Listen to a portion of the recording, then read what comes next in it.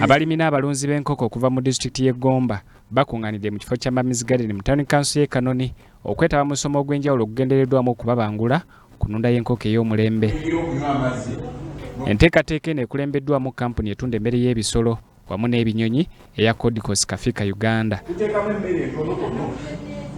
Commercial Officer Codicos Uganda Baguma Francis annyonnyodde nti basanze ekizibu ky'abalunzi bangi mu kitundu ekyo obutamanya bikwata ku nnunda ya nkoko ey'omulembe. Twagibatuusirizza naye tetwakome kuleeta mmere yokka, tubaleetedde n'abakugu abaze okubasomesa olunzi otya okufunamu omulanga gwa President mugumanyi ogwa Parish Development Model okulaba nti buli nyumba eyingiza essente so si kulima bulimi kulya.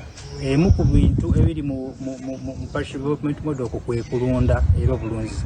Mu bulunzi omwo mulimu ente, mulimu enkoko, mulimu n'embizzi. Tulina obumanyirivu n'obukugu okusobola okusomesa abantu okulunda obulungi. Ate munnabyabufuzi Ndahiro Albert Wawaaka nga ye yatutte ekitongole kino okubangula abannaggomba ategeezezza nti abalunzi babadde babonaabona nnyo nga batambula engendo empanvu okugula emmere y'ebinyonyi byabwe gattako n'ekizibu ky'endwadde ez'enjawulo.